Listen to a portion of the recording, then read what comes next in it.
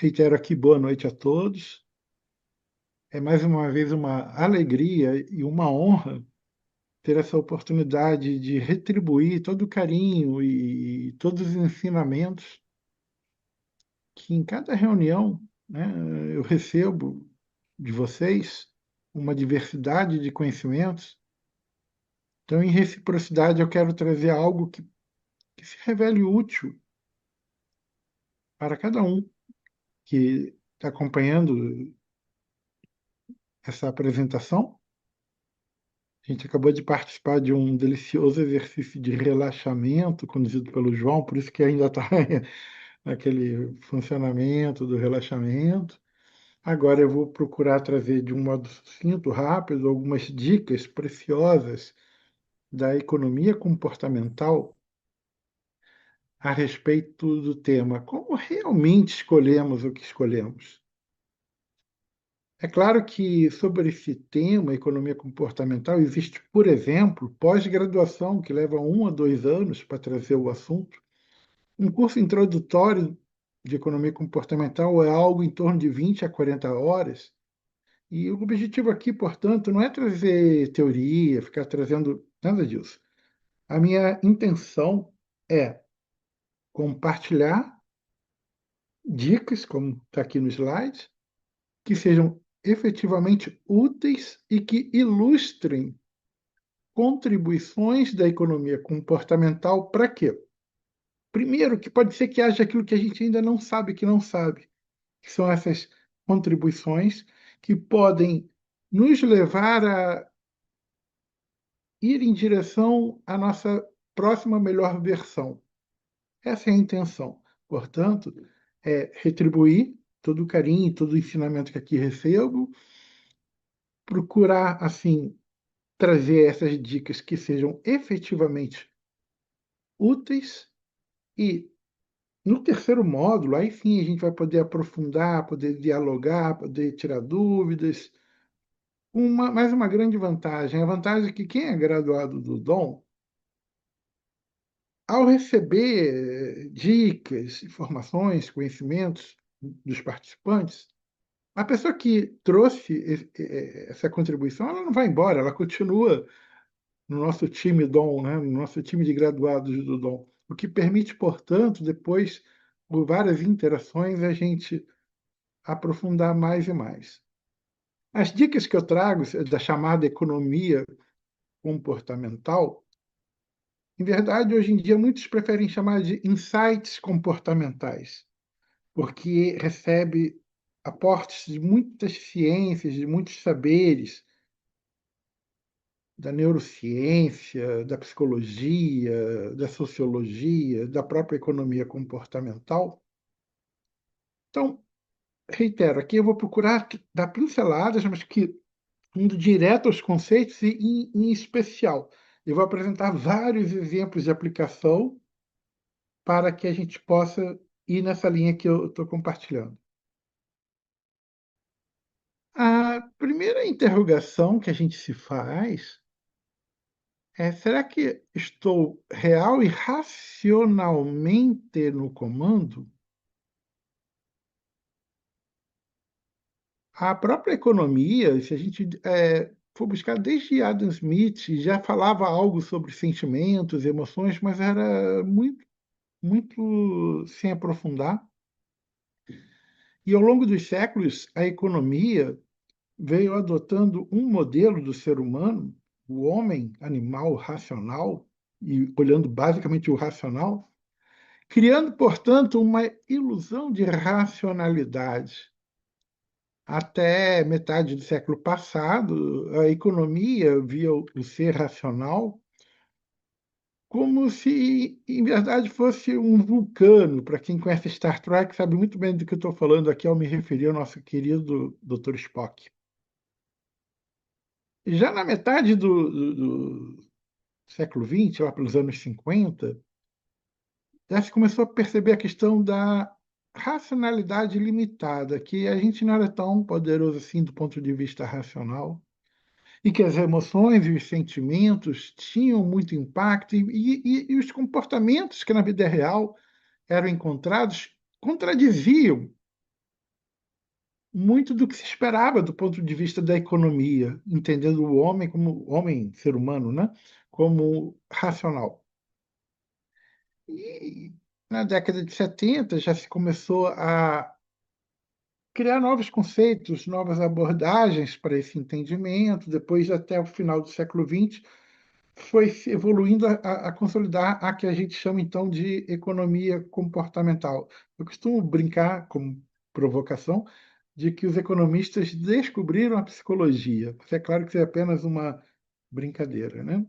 Então, a ideia é essa, é a gente procurar despertar e ampliar a nossa consciência de modo até despertar uma humildade e um redesenhar das situações, de tudo que aparece, para que a gente possa melhor lidar consigo mesmo, melhor lidar com o outro, de uma forma mais compreensivista. Quem assistiu aquele filme Freud, Além da Alma, pode lembrar de uma menção que é feita das três feridas narcísicas, que a primeira foi o Darwin, demonstrando, né, trazendo a ideia de que o homem é um bicho, é um animal e que evoluiu de formas mais primitivas, diferente de algumas crenças de que o ser humano já veio pronto e acabado, distinto dos demais animais. Depois veio a segunda ferida narcísica, que foi a revelação de que o Sol não gira em torno da Terra, né? E teve Copérnico trazendo essa contribuição. Enfim, aí começou saindo dessa visão para nos tornar ainda mais humildes. E a terceira ferida narcísica, muito associada a Freud e outros psicanalistas, é aquela ideia da existência e ocorrência de ideias eficazes não conscientes. Trocando em miúdos, é a existência do chamado inconsciente. Então, derrubando mais uma vez aquela ideia de que a mente racional é senhora absoluta de tudo. Da década de 70 até os anos 2000, foi então criado um entendimento sobre o modo de como a mente da gente opera.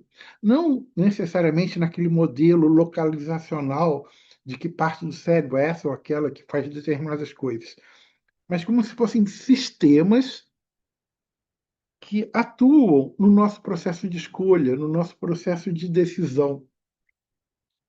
Para simplificar, a gente chama de S1 e S2. Sistema 1, sistema 2. O sistema 1, ele é rápido, ele é intuitivo, ele é assim de pronto. E ele opera justamente fora desse nosso radar consciente. Já o sistema 2, ele é mais elaborado, é mais devagar. Em comparação ao sistema 1, ele é muito mais lento. Ele, sim, é racional, ele realiza cálculos.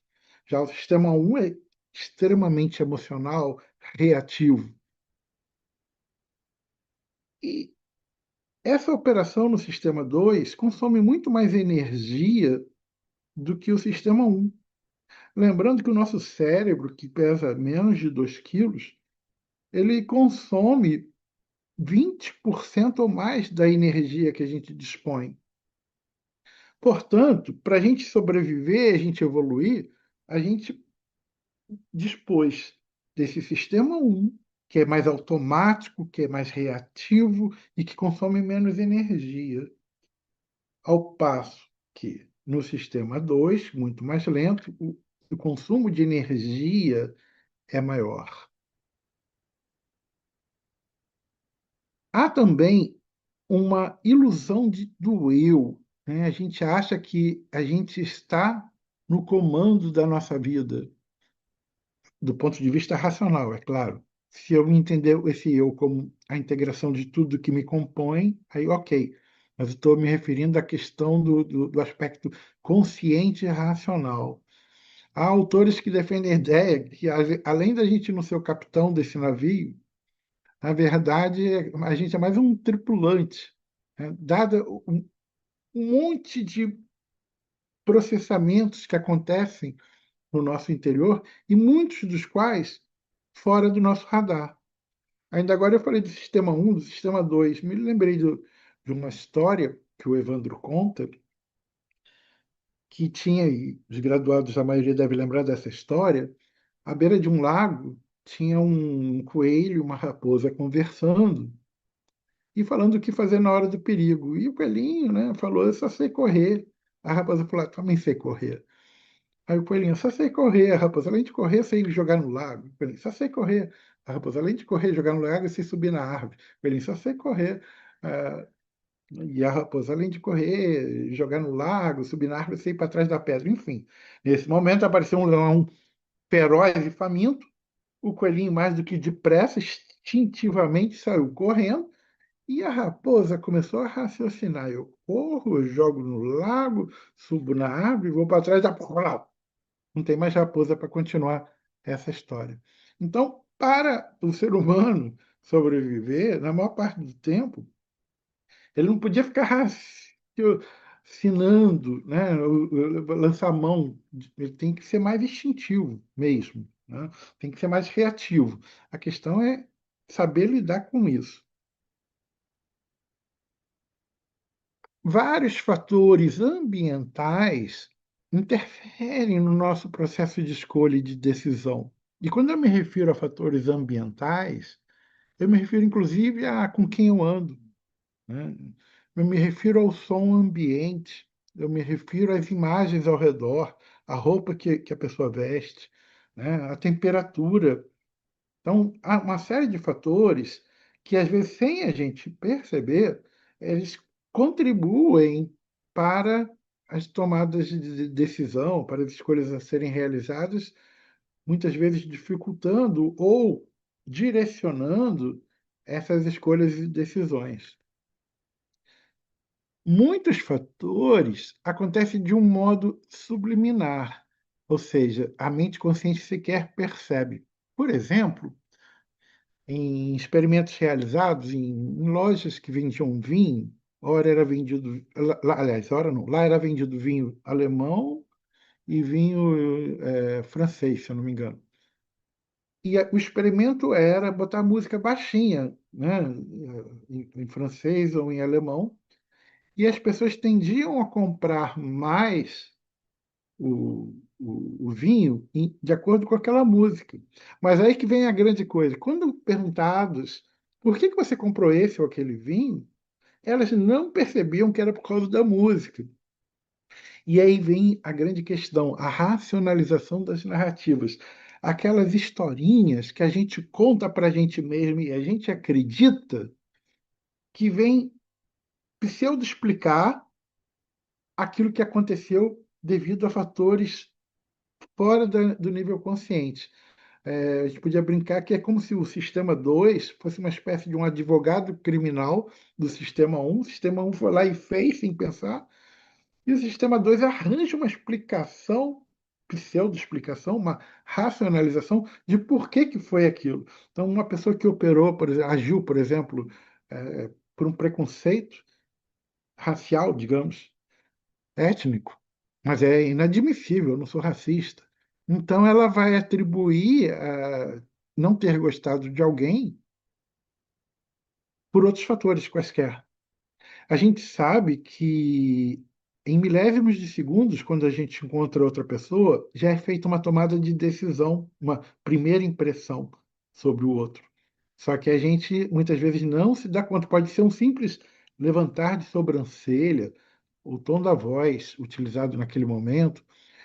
Porém, como a gente não percebe que isso nos conduziu, a gente passa a criar as tais historinhas racionalizando.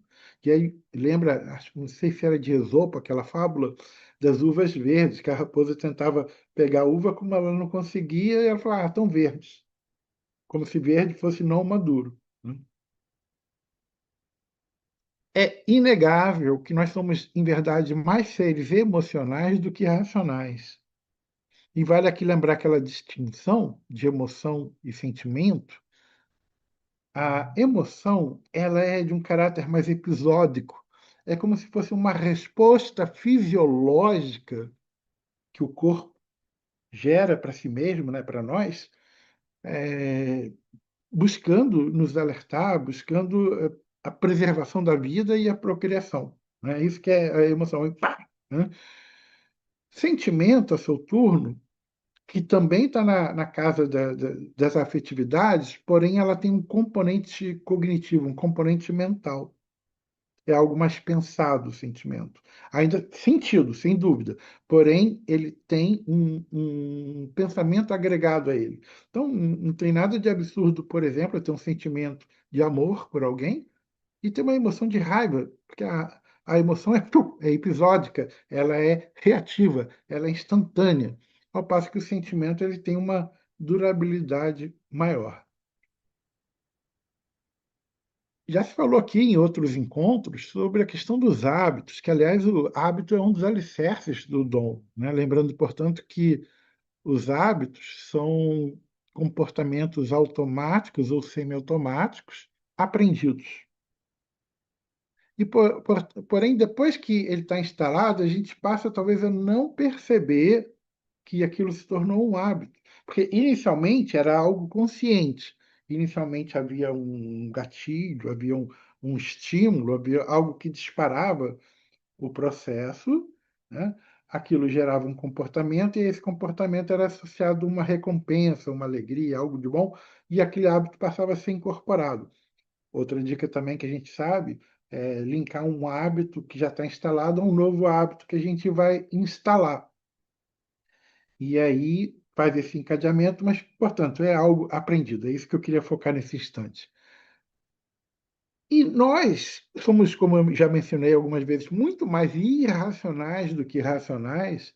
Entretanto, a nossa irracionalidade, ela pode ser previsível, e aí a economia comportamental, ela aborda justamente o efeito desses vieses, dessas inclinações que a gente tem e os ruídos que acontecem. Só para distinguir bem rapidamente o que é um viés e um ruído, imagina um alvo de tiro-alvo, né? Aqueles vários círculos concêntricos. Porém, a arma que você vai utilizar, digamos que na alça de mira, ela tem uma inclinação para a direita. Aí, tchá, tchá, tchá, tchá, você atira e vai acertar todos os tiros perto um do outro, porém distantes do alvo central, né?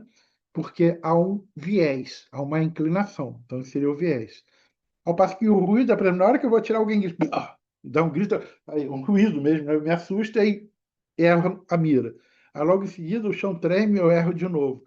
Logo em seguida, acontece de que o projetil que eu fui utilizar não estava bem feito. E assim por diante. Um conjunto de variáveis intervenientes que interferem naquilo que estava se buscando. Isso seria, então, o ruído.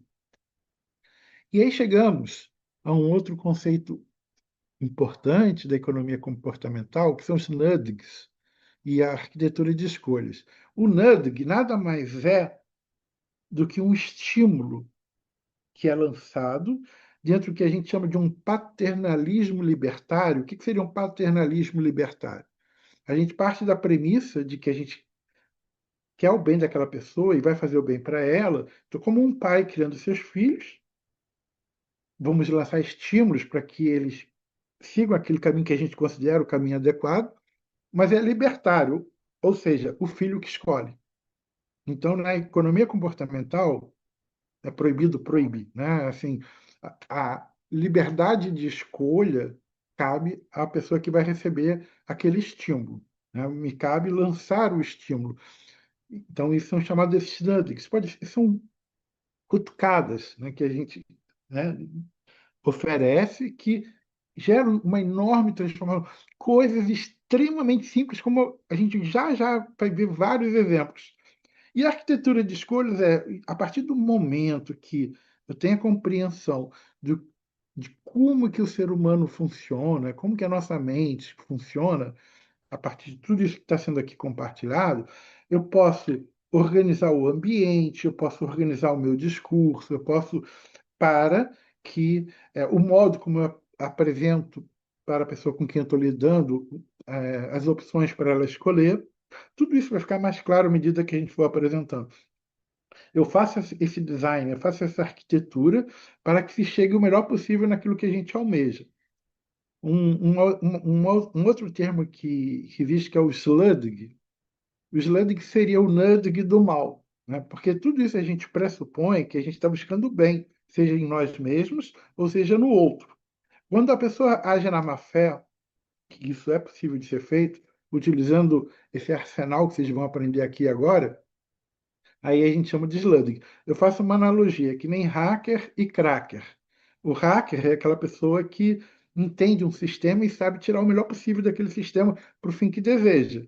Já o cracker é alguém que faz isso para o mal, né? Para o mal do outro, né? Então, o cracker seria o slugging e o nudging seria o hacker. E, acima de tudo, o que a gente está trazendo são aplicações práticas. Então, não é uma filosofia, não é uma doutrina, não. São aplicações práticas para melhorar a saúde, melhorar as leis, para melhorar os julgamentos, para melhorar tudo, né? Que envolva tomada de decisão. E, acima de tudo, fundamentadas experimentalmente. Isso é uma marca muito forte na economia comportamental e nos insights comportamentais, que são feitos reiterados experimentos, muitas e muitas vezes. Porque, se, por exemplo, eu tentar justificar algo, falando que em 2008 foi feito tal experimento, isso não é ciência. Sinto muito. Não, não é que aquilo ali seja inválido, mas não é ciência. A ciência ela requer vários experimentos para até mesmo conseguir perceber o alcance daquilo que eu estou trabalhando. Verificar minhas hipóteses, e elas vão caindo por terra, vejo até onde a coisa funciona. Então, o aspecto empírico, o aspecto experimental é uma das marcas registradas da economia comportamental. E agora vamos ao exemplo de vários. Por exemplo, aqui, um estudo no aeroporto de Amsterdã descobriu que desenhar uma mosquinha no mictório reduziu significativamente a sujeira no banheiro. Vocês podem observar ali, tem uma mosquinha desenhada, e antes de fazer isso, as pessoas iam urinar, e muitas vezes fora do alvo, né? Fora de onde deveria. E então aquilo é um nudging, é um estímulo pequeno que traz uma grande mudança. Colocaram um desenho de uma mosquinha, os caras lá tentando acertar a pontaria paravam de urinar fora de onde deveriam urinar. Imagina uma coisa mínima, porém que trouxe uma melhoria de higiene, de resultados muito boa. Foi feito um experimento onde havia uma máquina de café, a pessoa podia ir lá se servir à vontade. Todavia, ela tinha que botar lá uma grana para repor, né? Para pagar por aquele consumo. Mas não tinha ninguém lá olhando, observando, vigiando.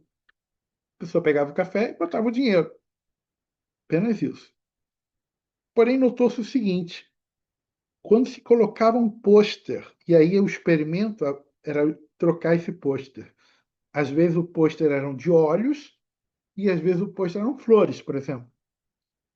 E estatisticamente, matematicamente, constatou-se que quando tinha um pôster dos olhos, as pessoas eram mais honestas, elas contribuíam, pagavam ali pelo café. Quando eram flores, muitas vezes não havia esse pagamento.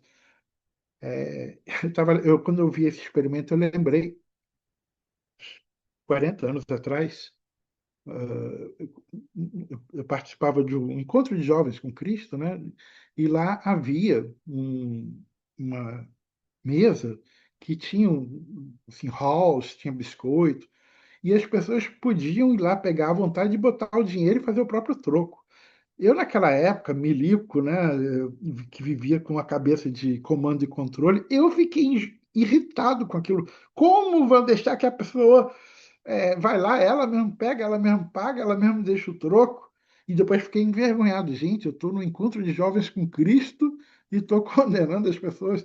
Ali foi a minha primeira experiência disso, às vezes, a questão do do efeito de ter alguém olhando, comandando, ou deixar o livre. Quem conhece o Clóvis de Barros Filho, ele conta algo parecido na Europa, que havia um local onde ele podia retirar de noite o jornal e ele mesmo pagava. E ele ficou indignado que não tinha ninguém tomando conta e a vontade que tinha era de pegar todos os jornais e só de birra. E conta que logo em seguida, no Brasil, num supermercado, era algo parecido, a pessoa podia pegar e pagar, porém, em dado momento havia uma câmera que podia até não estar funcionando, mas ela se sentindo vigiada e a pessoa tendia, aí já deixava de ser uma questão ética, né? Virava uma questão de comando e controle. Mas então a ideia básica aqui é, notem, de novo, um simples estímulo, que é um pôster, não é uma pessoa, um pôster com olhos ou com flores, acarreta mudança no comportamento. Outro exemplo, eu não sei se é no metrô, mas enfim, havia a escada rolante e a escada normal, sem ser escada rolante.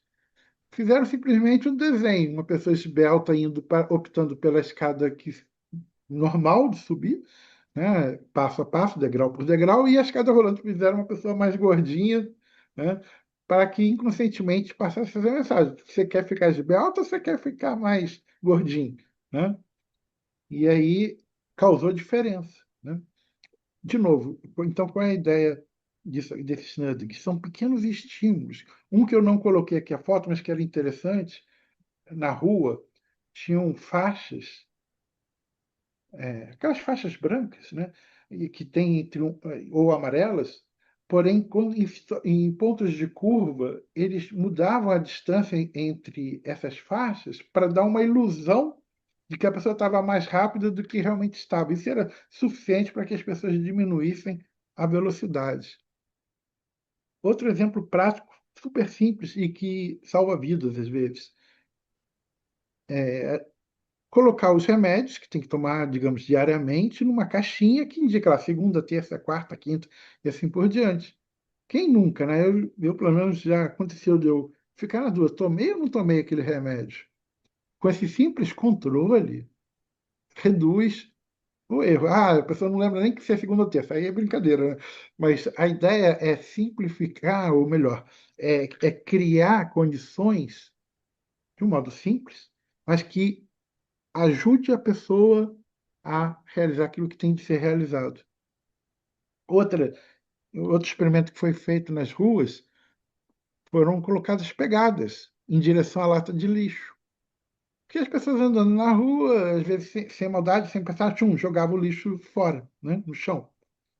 Com essas pegadas, isso acorda a pessoa. Ela, onde que você está me levando? Aí mostrava a lata de lixo, ela é aqui que eu boto meu lixo. Aqui no Brasil, foi feito o seguinte, já que a pessoa queria jogar o lixo no chão, colocaram o nome chão na lata de lixo. Então, isso serve para acordar, sair do automático, vou colocar o lixo no chão, jogar no chão, na lata de lixo. Entrando já agora em alguns conceitos essenciais. Um dos mais importantes é a aversão à perda. A dor, o impacto de perder algo, tende a ser o dobro do que a alegria, o impacto de ganhar o algo equivalente. Então, digamos, ganhar R$ 1.000 e perder R$ 1.000 dói quase 2 vezes mais do que a alegria de ganhar R$ 1.000. Isso é um componente chave nas táticas de economia comportamental. Um outro é a questão do enquadramento, muito conhecido nosso, o copo está meio cheio ou meio vazio, do ponto de vista. E aí, olhem essas portas, faça a sua escolha. Uma das portas, a pessoa, se escolher essa porta, tem 10% de chance de morrer. Já a outra porta, ela tem 90% de chance de viver. Eu acredito que a maioria, quando vai no automático, opta pela porta de 90% de chance de viver, mas é a mesma coisa. Ou ainda o iogurte, né? Um iogurte que tem 20% de gordura, ou um iogurte que é 80% livre de gordura. A maioria vai optar pelo 80% livre. Então, a ideia é essa, a maneira como a gente apresenta algo e a perspectiva que a pessoa vai tomar muda o resultado nas escolhas, nas decisões que vão ser tomadas. Outro que é muito poderoso, o default, padrão. Foi observado nos países em que a doação de órgãos acontecia da seguinte forma: a pessoa que quisesse doar o órgão após seu falecimento, ela tinha que se manifestar: eu quero doar órgão. Esse era o padrão, não doar. Ela tinha que se manifestar que queria doar. E era baixa a doação. Aí a lei mudou. Agora o padrão é todo mundo é doador de órgão. Quem não quiser não é obrigado. Lembra o paternalismo libertário? Ele não é obrigado a doar o órgão, mas aí ele tem que se manifestar, sair do padrão, dizer eu não quero doar o órgão. Mudou a estatística radicalmente. O número de doadores cresceu. Quem instala, quando vai instalar um programa, um aplicativo que baixou da internet, sempre tem aquelas opções padrão, default, ou aquela que a própria pessoa tem que tomar decisões. A grande maioria, salvo os nerds que entendem bem da informática, vai pelo padrão, vai pelo default. Então, a ideia é colocar como padrão aquilo que você quer, né? Conscientizar a pessoa a fazer. Outra dica muito interessante é dos custos afundados. O que é isso? É que após ter investido, seja tempo, dinheiro, qualquer tipo de recurso que você investiu durante um certo tempo para algo, eu já investi tanto tempo, ou tanto dinheiro, ou tanto alguma coisa para aquilo que vou continuar com aquilo.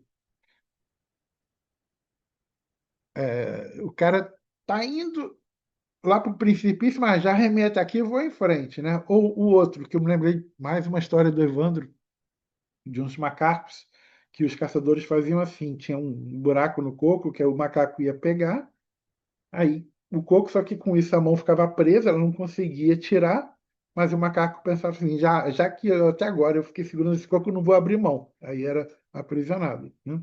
Ou ainda, até que a morte os separe, né? É aquele casal que está 5 anos junto. Nossa, mas eu investi 5 anos da minha vida nesse relacionamento. É um inferno. Mas foram 5 anos da minha vida com essa pessoa. A tendência é ficar mais 15 anos com ela, né? O tempo, o dinheiro, a atenção, o que for que você já gastou, já investiu naquilo, se foi, não existe mais. Mas a gente fica com aquela sensação de, já que eu investi até agora tanto para isso, vou permanecer. Isso são chamados custos afundados. A precificação é quando a gente distribui um preço para algo. Está aí tudo bem. O problema é que o preço nem sempre é algo racional. Então, por exemplo, há uma história de um genro e da sogra, duas situações, né? Era um jantar em família, a sogra fez lá um jantar delicioso e o genro a elogiou: Nossa, parabéns, maravilhoso seu jantar. E ela abre sorriso de orelha a orelha. Na situação 2, mesma coisa, né? Jantar em família, está lá o genro e a sogra. E como o genro gostou do jantar, ele tira a carteira e dá R$ 100 para a sogra. Para quê, né? Aí a sogra vira uma verdadeira sogra em relação a ele. Que ofensa! Me deu R$ 100. Precificou aquele gesto de amor. O sorriso que era de graça, ela gostou. O elogio que era de graça, ela gostou. Mas receber R$ 100 pelo jantar que ela fez foi uma ofensa. Ou ainda um casal, após intercurso sexual, um deles, mesma coisa, abre a carteira, situação 1, né? E dá R$ 200 para o outro. Tá achando que eu sou prostituto, prostituta, mexer, o que for? O outro fica extremamente ofendido por ter recebido aqueles. Porque foi precificado aquele ato que aconteceu. Ao passo que, se em vez de dar os R$ 200, a pessoa dê, de novo, um sorriso, ou ainda dá um bombom, ou dá flores, ou o que for, um anel, mas que o preço é menor do que aqueles R$ 200, a pessoa que recebeu isso, ela recebe com carinho. Mas se recebeu o dinheiro precificando aquele ocorrido, isso tem um efeito negativo. Eu já testemunhei relacionamentos que terminaram, não estou nem falando de sexo, estou falando da própria relação. Quando atos de carinho que um fazia para o outro começou a ser precificado, o amor foi para o espaço, né? Ou desapareceu. Restou apenas algo transacional. A história dos rabos e dos ratos. Havia uma cidade que estava infestada de ratos e aí a prefeitura fez o seguinte e teve a seguinte ideia. Ela propôs que ela queria convencer os cidadãos, as pessoas a ajudarem a matar os ratos e ninguém queria ajudar. Então falaram o seguinte: olha, para cada rato que você matar, corta o rabo e me dá que você vai receber um dinheiro em troco. E acharam que ia dar certo, só que o efeito foi o contrário. O que que aconteceu? As pessoas passaram a cultivar rato dentro de casa, né? Para ter mais ratos, portanto, ter mais rabos e ganhar mais dinheiro. Tiro o céu pela culatra quando precificaram aquela ação. Um exemplo ainda melhor. Havia uma creche que alguns pais chegavam atrasados na hora de buscar os filhos. Isso estava incomodando, né, os donos da creche, porque estavam, um ou outro estava chegando atrasado e acabava prendendo funcionário. Então, o que que eles fizeram para tentar acabar com esse atraso dos pais? Colocaram uma multa. Aquele que chegar atrasado vai ter que pagar uma multa na hora de buscar o filho. O que que aconteceu? Um número muito maior de pais começaram a chegar atrasados. Por quê? A partir do momento que eles estavam pagando pelo atraso, nada mais justo que a pessoa ficasse lá, mesmo depois do horário, estava recebendo, através da multa. Então, veja como precificar algumas coisas, muitas vezes pode dar errado. Por quê? Porque tudo isso que eu falei não é racional. Tudo isso que eu falei vai no âmbito emocional e em outros caminhos que não o racional. Uma outra dica sobre o efeito isca. Digamos, uma revista, ela fez duas ofertas. Quem comprar a versão digital da revista paga R$ 100 por ano, digamos. Mas havia uma segunda opção. Se a pessoa pagar R$ 200, ela leva a versão digital e a versão impressa. A maioria dos clientes compravam a versão digital. Aí o que que a revista fez? Ela lançou uma terceira oferta, a versão impressa, custando R$ 200. Por incrível que pareça, pô, isso não tem lógica, né? Antes, quando só tinha digital ou digital e impresso, o pessoal optava pela digital. Mas quando era apresentada uma versão impressa por 200, porém, a promoção de levar digital mais impressa também por 200, o número de pessoas que passaram a comprar digital impressa aumentou significativamente. Então a ideia é essa, é colocar, seja uma televisão, alguma coisa que você queira vender, uma que é só de isca mesmo. Às vezes até piorzinho, para que a pessoa fale, não, eu vou nessa aqui que parece mais vantajoso. Uma outra dica é a questão da contabilidade mental. Tem um vídeo no YouTube de uns 12 anos atrás, de uma conversa entre o Gene Hackman e o Dustin Hoffman. E o Gene Hackman conta que estava na casa do Dustin Hoffman e o Dustin virou para ele e pediu dinheiro emprestado. Pediu dinheiro, né, para comprar comida. O Gene Hackman já ia abrindo a carteira, só que aí ele foi na cozinha e na cozinha viam vários potes de vidros com rótulos diferentes.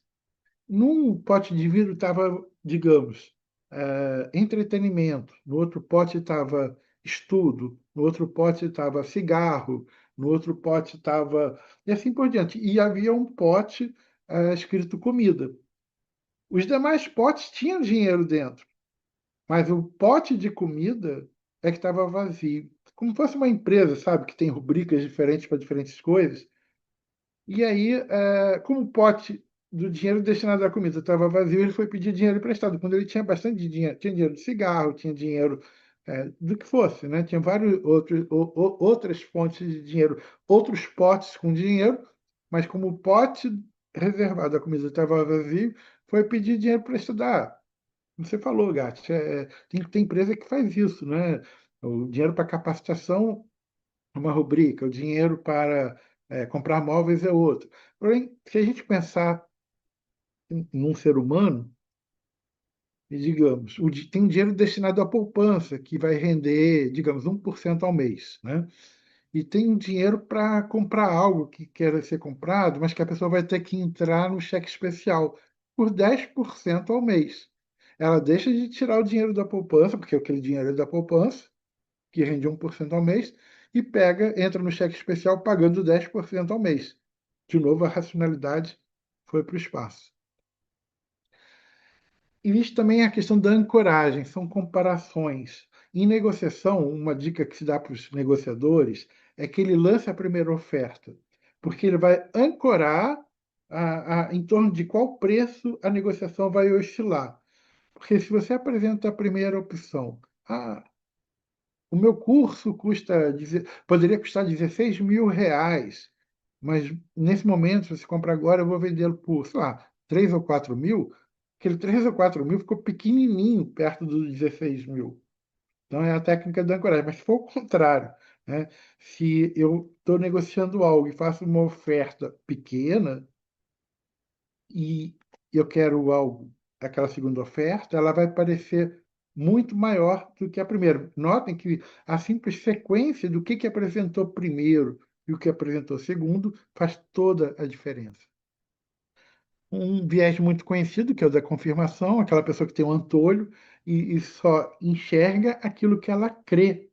Aquilo que é diferente do que ela acredita, ela sequer enxerga. Tem um experimento que era mostrado bem rapidinho em cartas de um baralho, e aí perguntavam às pessoas que cartas estavam vendo. Alguns chegaram até a sentir um mal-estar, mas não sabiam explicar o motivo. O motivo era que era apresentado tão rápido que haviam cartas que não correspondiam ao como é um baralho de cartas, digamos. Copas era preto, digamos, né? Espada era vermelho. Só que a pessoa olhava e não via, porque ela só percebia aquilo que confirma o que ela já conhece. Então, o viés de confirmação tende a isso. A gente deleta, a gente deixa de perceber aquilo que contradiz ao que a gente crê. Um outro viés é a questão do tempo, a distorção no tempo. Então, foi feito o seguinte experimento.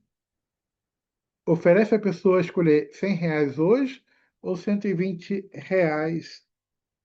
daqui a um mês. Muitos escolhem pelos R$ 100 hoje. Agora, se você fala R$ 100 daqui a um ano ou R$ 120 daqui a um ano e um mês, que é a mesma diferença de um mês, a maioria opta pelos 120 é, reais daqui a um ano e um mês. A gente é muito imediatista. E isso lembra também aqueles experimentos que a gente já conhece aqui, da pessoa pegar lá um cookie agora ou esperar X minutos para pegar dois cookies. Ela quer o agora, né? O que é mais próximo. O tempo distorce, não é linear. Por isso que às vezes é muito mais fácil uma pessoa prometer, segunda-feira ou ano que vem eu entro na academia. Mas se chamar ela para malhar hoje ou malhar amanhã de manhã, ela dificilmente é mais difícil dela ir do que na segunda-feira que vem ou daqui a um ano, né? É essa distorção temporal.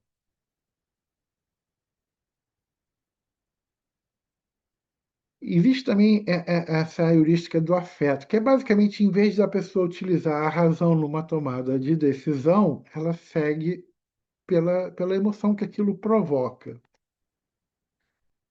Por quê? Porque é mais difícil ela ter que pensar a respeito dessa decisão do que simplesmente ir no ímpeto daquilo que ela sentiu em relação. Por exemplo, um consumidor prefere um biscoito com uma embalagem que seja alegre, colorida, mesmo que aquela tabela nutricional que vem na embalagem mostra que aquilo ali não é nada saudável, mas ela teria que ler, teria que avaliar aquela tabela nutricional.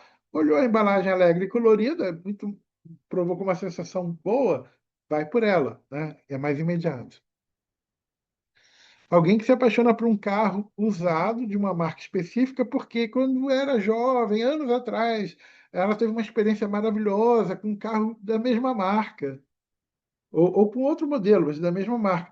E deixa de perceber que racionalmente aquele carro que está sendo vendido não vale tanto a pena assim. Mas a emoção faz com que ela opte pela compra até mais cara. Outra, então, indo nessa linha de raciocínio, dá mais certo, por exemplo, vai pedir doação para uma causa, colocar a imagem de uma criança sofrendo ou de um animal sofrendo, do que você apresentar 73% daqueles animais, né, algo mais racional, né, em vez de apelar para a emoção. 73% sofrem, então, né, Viu aquela carinha de uma única criança sofrendo, pode mover mundos e fundos para ajudar. De novo, a emoção falando mais alto que a razão. Outro interessante é o efeito dotação. Quando a pessoa passa a se achar dona de algo, ela passa a valorizar mais. Então, por isso que o vendedor coloca na mão da criança, ou do pai também, para que a pessoa segure aquilo, e ao segurar, ela se sente meio que dona. Aí, para devolver, aí entra a dor da perda, né? Então, fazer com que a pessoa se sinta dona daquilo faz com que aumente. Um experimento que foi feito, haviam canecas, e ou pedia para a pessoa orçar, falar quanto que ela pagaria por aquela caneca, ou então primeiro eles davam a caneca para o participante do experimento e depois pediam para que ela dissesse que preço que ela cobraria para devolver a caneca. O preço para devolver a caneca era muito maior do que o preço que antes de receber a caneca ela oferecia pela caneca. Um muito interessante é esse efeito IKEA. A IKEA lembra aquele que a pessoa monta o próprio móvel? Então, evidencia que quando a pessoa investe seu próprio trabalho no produto e por investir seu próprio trabalho, ela valoriza mais. Tem companhias de automóveis que pedem sugestão para a pessoa, para o futuro cliente, como é que ele acha que poderia ficar melhor isso ou aquilo?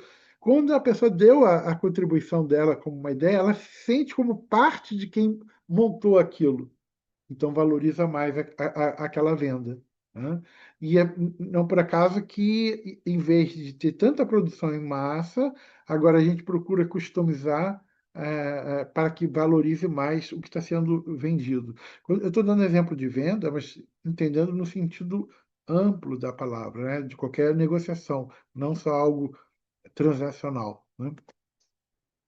E agora mais alguns exemplos que acontecem, claro, todo mundo lá fora, né, com nenhum graduado do dom. Por exemplo, enfrentar uma nevasca para não perder o ticket comprado para o jogo, digamos, do futebol, basquete. Eu mantive o basquete, que é o que estava original no livro. Vai ter um show, ou vai ter um jogo no Maracanã, ou vai ter um jogo de basquete, ou um concerto, o que for. Só que na hora, é de noite, e antes começa a cair um dilúvio, né? Ou começa uma nevasca, e a pessoa não tem o ingresso ainda. É mais provável que ela opte não ir. Mas se ela já comprou o ingresso, lembra dos custos afundados? Ela já comprou aquele ingresso. O dinheiro já foi, não existe mais. Mas eu estou com o ingresso na mão. É como se ela fosse perder se ela não for. Aí ela vai e digamos que ao chegar lá ela descobre que comprou o ingresso errado. Aí ela compra outro ingresso, porque já que eu fiz esse translado debaixo dessa chuva torrencial, aí, ou seja, prejuízo dobrado. Se não tivesse comprado o ingresso, por prudência ela ia ficar em casa.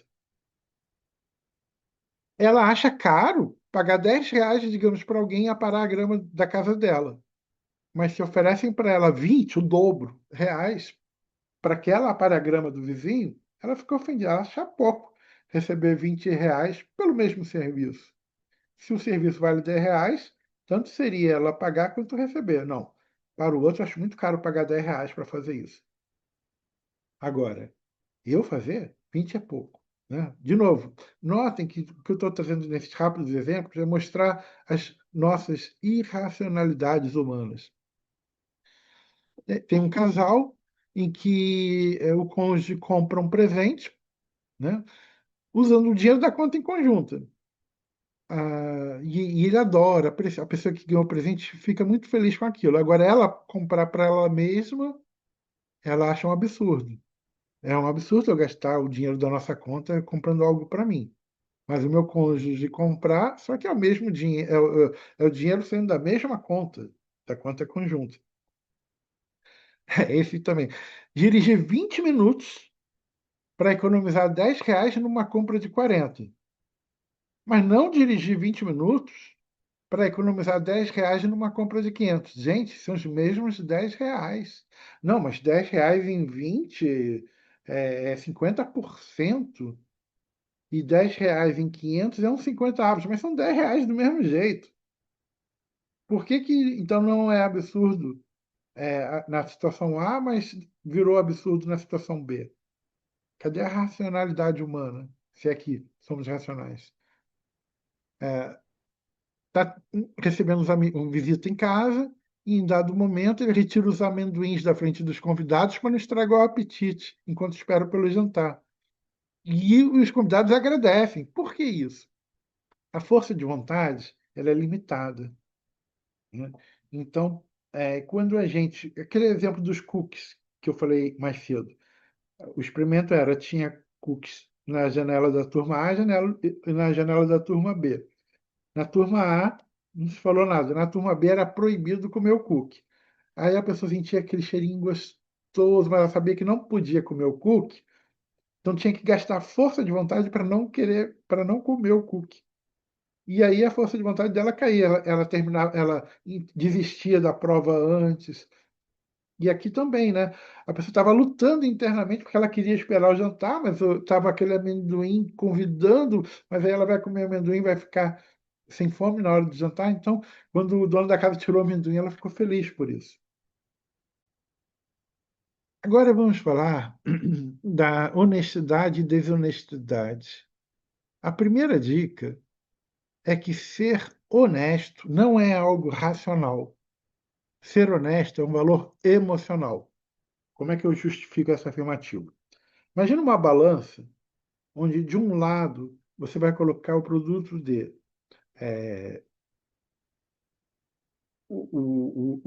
a facilidade de fazer aquela corrupção, aquele roubo, o que for, aquela desonestidade, a facilidade de cometer aquele ato desonesto, multiplicado pelo ganho com aquele ato desonesto. Então, se é muito fácil roubar e o ganho é grande, está nesse prato da balança. Do outro lado, está o risco de ser pego, multiplicado pela punição de ser pego. Se o produto é, da facilidade versus o ganho é maior do que o produto do risco de ser pego e a punição, racionalmente temos que ser desonestos. Se a pessoa não for desonesta, ela não é racional. Ah, não, mas o meu caráter, os meus valores, pronto, é um valor emocional.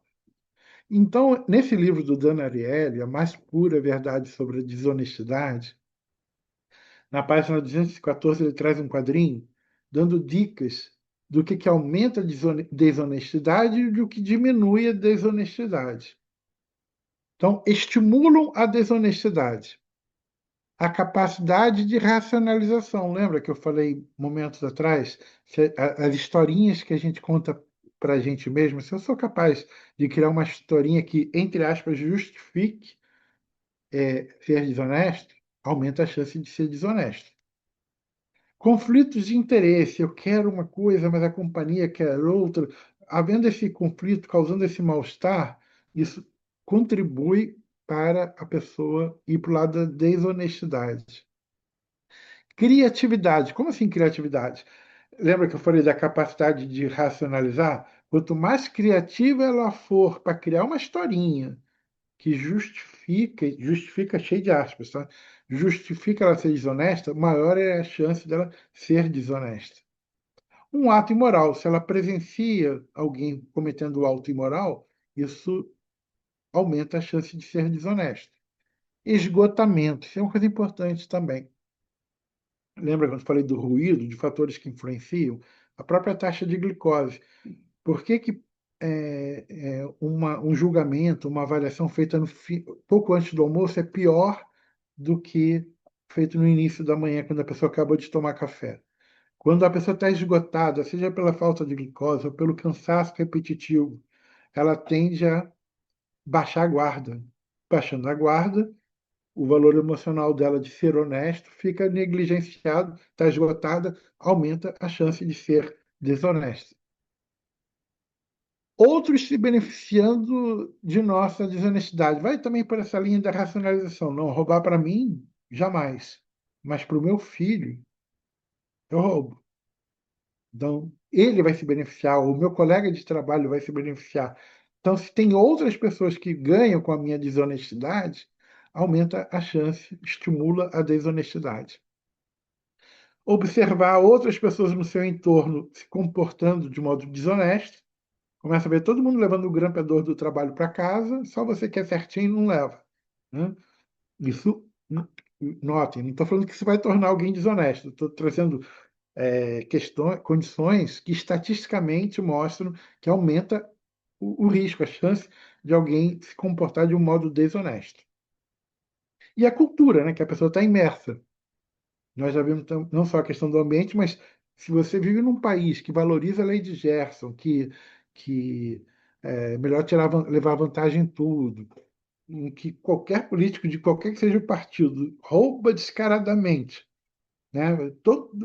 Aí não é só a pessoa que está no seu entorno, toda a cultura que a pessoa está imersa valoriza esse jeitinho desonesto, aumenta a chance da pessoa ir para a desonestidade. Chega, gato, o que tem agora que diminui a desonestidade? Então, diminui, desestimula a desonestidade, ou negativa de negativa, né? Aumenta a chance de ser honesto, ou desestimula a desonestidade. Um juramento. Eu juro, pelo meu Deus e pela minha honra, de que agirei de um modo honesto. É claro que tem exceções, mas o fato da pessoa jurar, juro dizer a verdade, nada mais do que a verdade, além da verdade, é até meio ridículo isso, né? Se o cara vai mentir, ele vai mentir no juramento. Então por que que pede para jurar?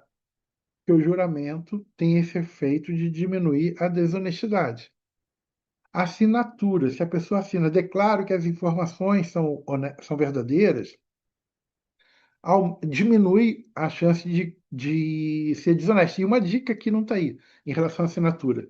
Se em vez de botar no final, declaro que as afirmações acima são verdadeiras, tarará, se em vez de colocar assim, você coloca, lembra a questão também do framing, né, do enquadramento, coloca no início. Eu declaro que as afirmações que prestam logo a seguir são verdadeiras. Isso aumenta a chance de ser verdade, né? Enfim, são as irracionalidades humanas. Lembretes morais. Você coloca lá um versículo da Bíblia, coloca uma frase afirmativa lembrando da importância de ser ético. Isso diminui a desonestidade.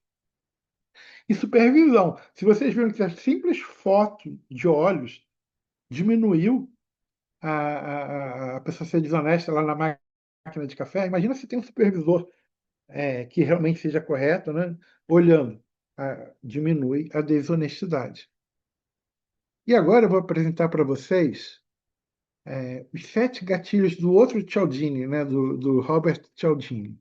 Esse tema em si daria até um curso completo, mas vou apresentar bem en passant os 7 gatilhos. Primeiro princípio, o princípio da reciprocidade, dando o que se recebe. Pessoas dizem sim a quem devem algo. O favor inicial deve ser significativo, inesperado e personalizado. Ou seja, se você dá o primeiro passo presenteando algo, chances são de que o que você vai receber em retorno é até maior do que o que você deu inicialmente. Tem pesquisas que mostram que quando o garçom levava lá a conta, se ele colocava um biscoitinho, né, se ele levava um café, já ganhava, né, junto com a conta, uma gorjetinha. Se ia um biscoitinho, o café já era esperado. Mas se botava um biscoitinho junto com o café, as gorjetas tendiam a ser maior. E quando eram 2 biscoitinhos, a gorjeta estatisticamente era maior ainda. Esse princípio da reciprocidade, ele é muito poderoso. Então, tome a iniciativa, dê o primeiro passo, que o outro, chances são de que retribua de um modo até maior. Afeição, princípio da afeição. Pessoas dizem sim a quem gostam. Semelhanças e elogios trazem resultados, são eficazes. Se você sorrir para alguém, se seu olho brilha, né, se a pessoa gosta de você, chances são de que ela vai te dizer sim. A aprovação social. Pessoas seguem o que outros, principalmente pessoas parecidas com ela, estão fazendo. Isso valida ações e reduz incertezas. A pessoa está no restaurante e não sabe como se comportar, o que que ela faz? Ela vai olhar como que o outro está segurando os talheres para poder fazer igual, né? E isso mostra, portanto, o impacto. Por que que você acha que quando alguém vai vender um curso, vai vender alguma coisa, tantas pessoas, não, não é nem tantas pessoas, aí vamos lembrar do que a gente viu ainda agora, em vez de mostrar tantas pessoas, eu mostro o depoimento de uma, de outra. Isso começa a criar uma prova social do valor daquilo que eu estou oferecendo. Existe um experimento clássico em que havia um grupo de pessoas e haviam riscos, linhas, né, de tamanhos um pouco diferentes, e tinha que se dizer qual era o tamanho maior, digamos. Só que, além da pessoa que estava sendo testada, ela não sabia, mas todas as outras em torno dela faziam parte do experimento. Então, e ela ia ser a última a falar. Todas as outras falavam, davam uma resposta errada. Aquela pessoa que estava sendo testada e não sabia, é claro, disso, ela tendia a concordar, a seguir a boiada, a seguir a manada. E acabava, mesmo ela sabendo que estava falando um absurdo, ela acabava seguindo a pressão social grupal. Autoridade. Pessoas se submetem a especialistas. A confiabilidade pode ser construída admitindo uma fraqueza menor antes de apresentar os pontos fortes. Explicando isso melhor. O simples fato da pessoa ir de terno e com uma roupa que dá uma valorizada nela, quando vai vender uma pasta de dente, aparece lá um cara de jaleco branco, né, falando que aquilo ali e nem diz que é médico, né, mas só aquilo já passa um ar de especialista. Existe, inclusive, aquela falácia da autoridade. Segundo Einstein, o sabão Omo é o melhor sabão que existe. Porra, Einstein podia saber lá né, das físicas quânticas modernas, mas será que ele sabia de sabão em pó? Né? Mas a gente tem uma tendência a seguir especialistas, pessoas que detenham autoridade. Tenta entrar no lugar de uma roupa mulamba ou tenta entrar com uma roupa de autoridade. Provavelmente você vai impor muito mais aquilo que você traz. Aliás, um parênteses, eu tive alunos que fizeram esse experimento lá em Petrópolis. Esqueci o nome daquela rua, uma rua que eu acho que era a Rua Tereza, não tenho certeza, que uma loja vendiam roupas, e o experimento era o seguinte: uma delas ia com a roupa bem solecada, bem mulamba, e a outra ia toda patricinha. Era incrível como que os vendedores tratavam melhor a patricinha do que aquela que ia com a roupa totalmente desleixada. E eu me lembro quando eles apresentaram esse experimento, contaram que o vendedor estava atendendo aquela que estava com uma roupa mais trivial, mais, né, coloquial, largou no meio da venda para correr atrás da patricinha. Né? Patricinha, que eu digo, a pessoa toda embonecada, toda arrumada. E aí também, na apresentação desse trabalho lá na faculdade, aí elas contaram né, que ela tinha experiência de vendas e que, na verdade, quem mais comprava não eram as patricinhas, eram as pessoas com uma roupa mais simples, porque eram pessoas que vinham do Rio de Janeiro para comprar, fazer sacolão e revender no Rio.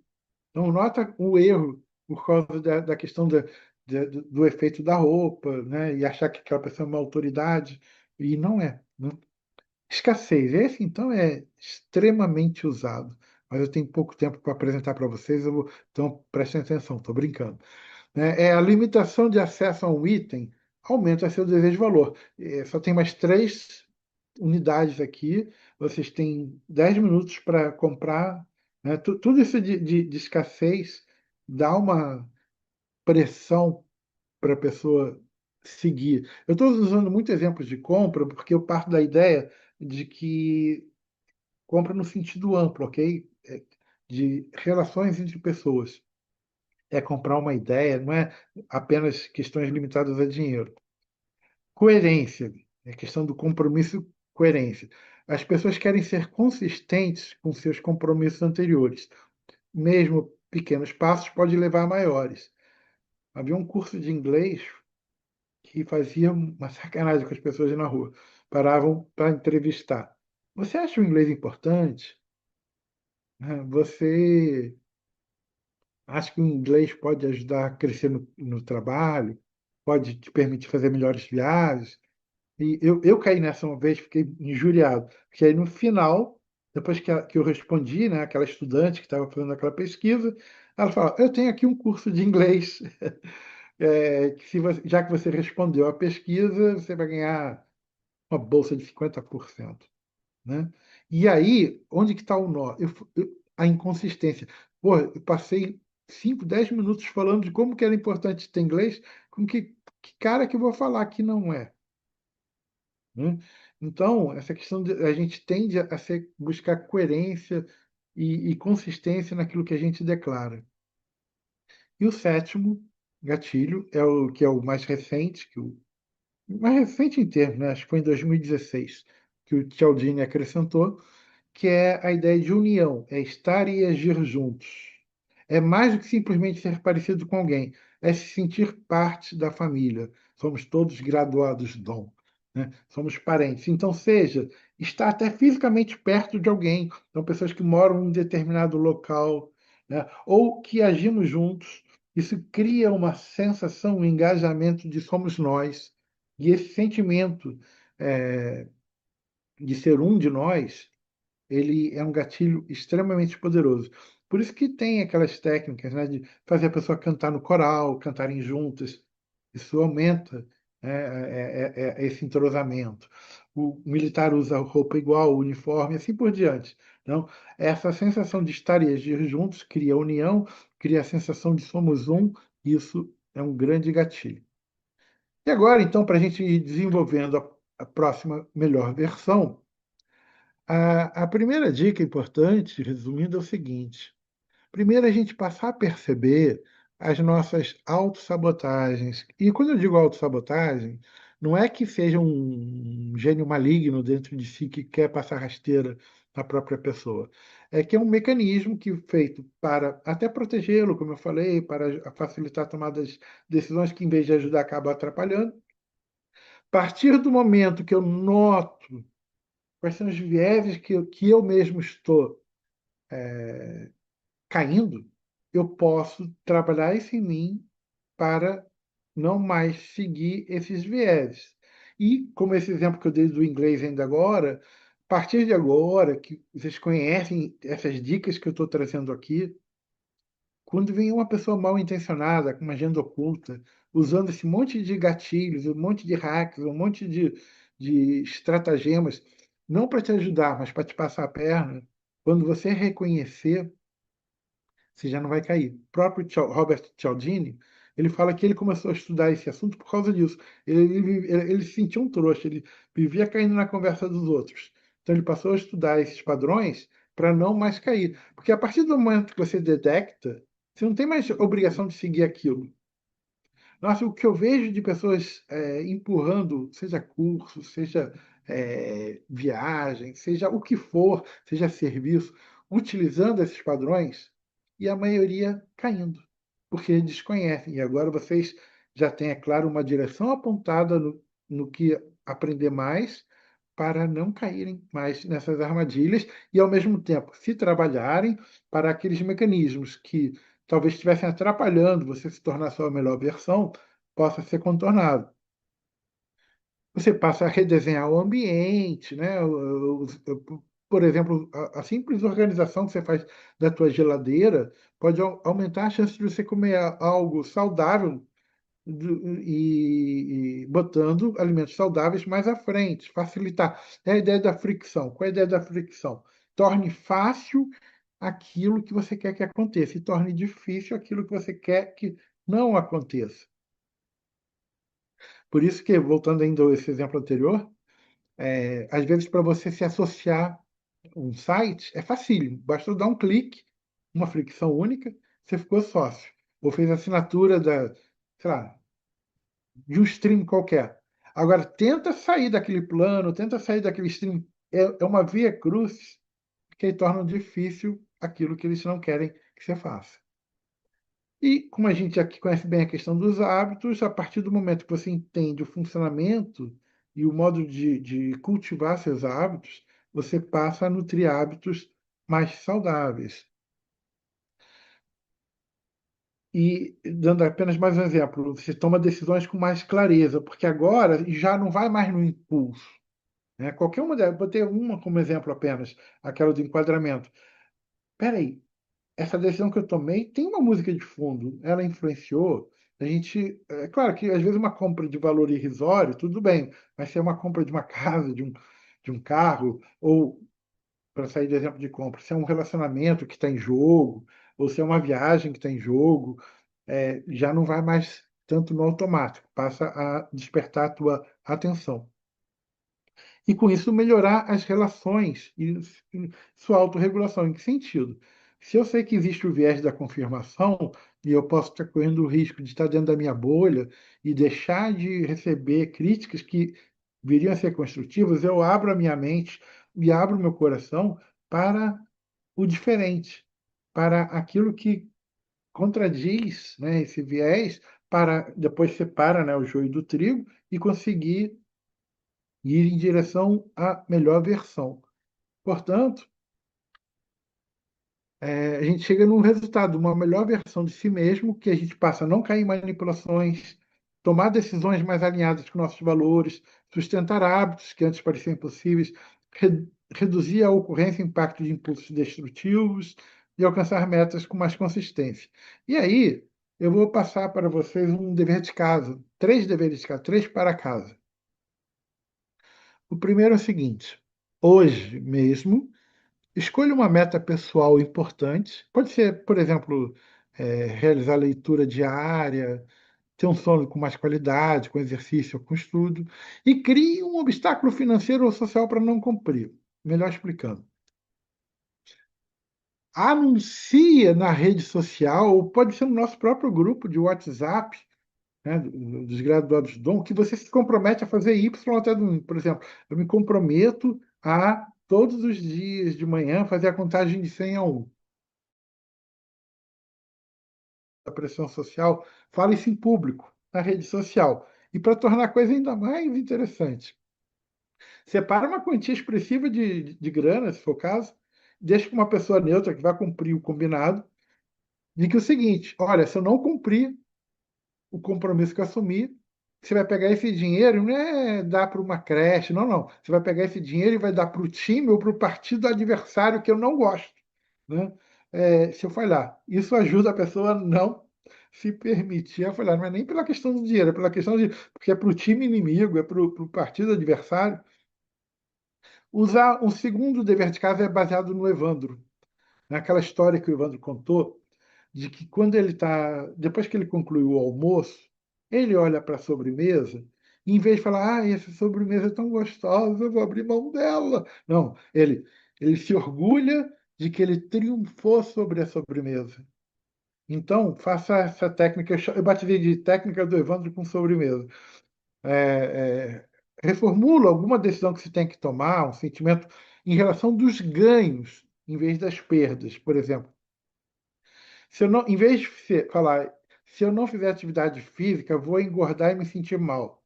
Fale, se eu me exercitar hoje, vou liberar endorfina, dormir melhor, ficar mais disposto amanhã e vencer a sobremesa, né? Ah, gato, mas você não falou que o efeito negativo tem mais peso, só que nesse caso, você estará criando uma conotação negativa à atividade física. Ou, se você repudiou aquela sobremesa porque ela te faz mal, tá tendo, lembra a questão da força de vontade? Está tendo uma perda. Mas se você pensa no que você vai ganhar ao fazer, ao ignorar, desprezar aquela sobremesa, né? E você, com certeza, tem mais chances de triunfar. E o terceiro dever de casa, que eu acredito, espero que vocês vão realizar de verdade, aí modifica fisicamente o seu ambiente para tornar boas decisões mais fáceis ou automáticas. Então, por exemplo, você quer ler um livro? Deixa o livro que você quer ler já em cima da cama, se for o caso, e bota o celular em outro aposento, fora do quarto. O que a gente aprendeu? A questão da fricção. Torne fácil aquilo que você quer, torne difícil aquilo que você não quer. Coloque a sua roupa de ginástica e tênis de corrida e malhação ao lado da cama para se exercitar cedo, se é isso que você pretende fazer. Torne fácil aquilo que você quer. Configure em débito automático investimentos antes de sair gastando, para facilitar de novo aquilo. Coloque alimentos saudáveis à frente da geladeira e dá um sumiço, esconde os ultraprocessados. Ah, a pessoa quer parar de ver televisão, ela tira a pilha do controle remoto e bota o controle remoto lá em cima da estante, né? E deixa ao lado aquela almofada que é usada para fazer o exercício da contagem, ou deixa um livro para ler, ou um som para escutar, aquilo que você quer, né? Aí eu já falei, cuidado com as narrativas e as racionalizações, né? Esse Joãozinho aí, que é bem diferente do nosso querido João, foi perguntado a ele: Joãozinho, por que você não fez o dever de casa? E ele responde: porque eu não moro em casa, professor, eu moro em apartamento. Isso é um baita exemplo de como que quem quer encontra o meio, quem não quer encontra uma desculpa, né? Ele fez uma baita racionalização, uma narrativa fajuta para não fazer o dever de casa. Bem rapidamente, já estamos concluindo, apenas mostro que existem muitos livros, aqui eu botei apenas 14, eu não vou me deter em cada um, tem vários outros que não apareceram aí, mas envolve tudo que a gente conversou aqui, seja os livros do Kahane, os livros do Taylor, o Cialdini, que eu já mencionei, e outros livros mais que depois, se vocês quiserem, eu passo uma informação mais detalhada de cada livro. E então, já para finalizar, 3 dicas finais. A primeira é a seguinte, e isso é sério, pessoal. Ignorar tudo que foi aqui compartilhado não vai tornar isso inexistente. Apenas vai permitir que a coisa aconteça fora do teu gerenciamento. Se a ideia é justamente a gente despertar e ampliar nossa consciência, sabendo que a gente é muito mais irracional do que racional, pelo menos aumenta o nosso alcance, inclusive da racionalidade, né? Inclusive daquilo que realmente a gente quer, a partir do momento que a gente conscientiza e coloca em prática, porque de nada adianta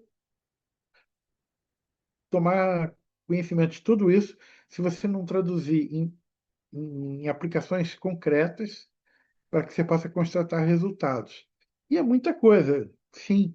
Por isso que a gente segue aquela ideia de como é que se come um elefante, é aos pedaços. Elege cada um dessas dicas e pratica e constate os seus resultados. Inclusive, o Cialdini, ele comenta algo interessante, num daqueles livros que eu mostrei ainda agora, ele apresenta 52 dicas, né, de pequenas ações que trazem um grande resultado, só que ele fala para você usar uma só de cada vez, no máximo 3. E ele justifica da seguinte forma: você começa a usar muitas ao mesmo tempo, ao risco de, quando você usa uma, é uma conversa. Quando você usa várias ao mesmo tempo, se torna um ataque, né? Então, e é assim que a gente vai treinando, vai assimilando e internalizando, pegando cada técnica, análogo ao dom. Cada técnica que é ensinada, treine ela em profundidade, até que depois você vai fluir espontaneamente, aí não vai estar nem aí mais para a questão de técnica, vai ser um modo de se viver que gera melhores resultados. E a última dica é a questão da coerência consistente. Isso significa que não adianta fazer durante 11 horas seguidas mergulhar nesse assunto. Tem que dia a dia, gradualmente, praticando, constatando resultados ao longo do tempo, para que a transformação se materialize na sua melhor versão. Portanto, escolha e decida pensar, sentir, agir e relacionar-se e se expressar de um modo que seja continuamente um você melhor no seu modo de viver e de conviver. Com esse despertar e ampliar da consciência, bem-vinda seja a sua próxima melhor versão. E com isso eu agradeço essa oportunidade de dialogar com vocês. E vamos agora, para quem ainda estiver aí, para o terceiro módulo, onde a gente vai poder aprofundar, conversar e ouvir diferentes perspectivas. Muito obrigado